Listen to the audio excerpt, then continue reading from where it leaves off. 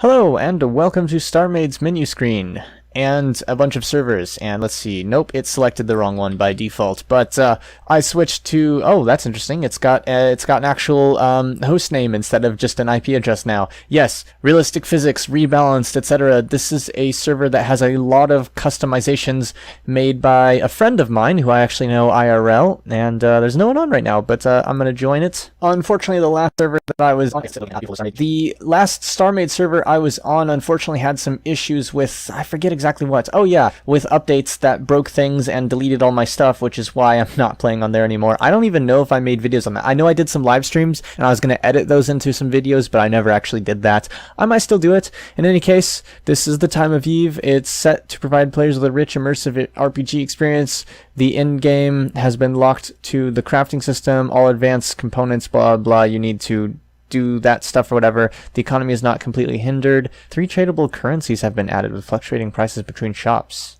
Oh, that's interesting. You can make money off of entirely trading, apparently. Oh, and he has a Discord server for it. That's cool. I didn't know he had done that. In any case, here to show you a ship I made. A very simple ship that I made from cannibalizing parts of other ships. And I just noticed my encoding is overloaded for some reason. My CPU is seriously pegged at 100%. This shouldn't be happening.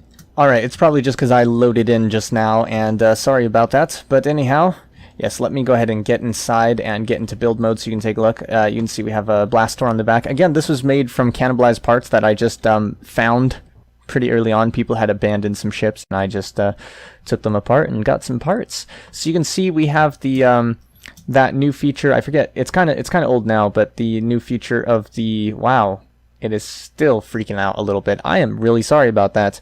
You can see it's a salvage ship. You can see we have salvage beams at the front. We got some cameras. It's got those. It's got like this armor plating on the outside, and that basically allows me to have a little bit of extra interior space without a lot of extra exterior space. You know, that basically saves a whole meter. It saves like 3/4 of a meter by just having some plating rather than a full thing. And we actually have a little interior. We got a button here that is connected to these salvage beams. Actually, it's not a button. It's a, what do you call it? Ship remote, inner ship remote, so that we can do things while we're in here. I'm going to move a piece of glass door. There we go, so you can see through my cursor better. And you can see we have the 2 salvage beams, we got a little med bay, we got some gravity units, we got a plex storage here, which is attached to all this storage space on the bottom here.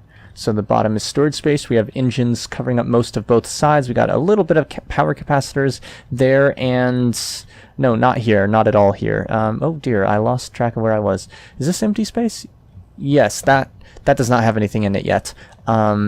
It will probably have, it'll either have shielding stuff, or I might do a little more interior. I'm thinking about modifying exactly where this reactor module comes out both sides, or at least modifying it on one side so that there can be a little like stairway down here and a little secondary interior bit right here that could be like a bathroom and a bunk. So it's kind of like designed to be like, it's a small independent mining ship. You can see we have a pretty good view out the front here, pretty good view forward and to each side. Not back, of course, but we have a door and you can stand out here on this little ledge, and got some engines out the back there. Overall, a pretty cool design. Basically, we have engine nacelles. They have a tiny bit of shield right here. That'll be replaced with lights once I have lights, to kind of have a better look out the front there. And engines, a couple cameras, like I said.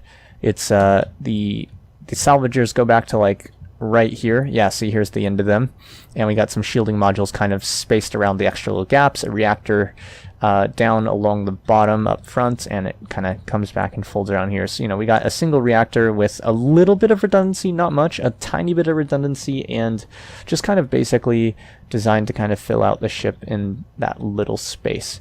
And yeah, that's pretty much all I wanted to do today, is just say, hey, check this out, take a look at it.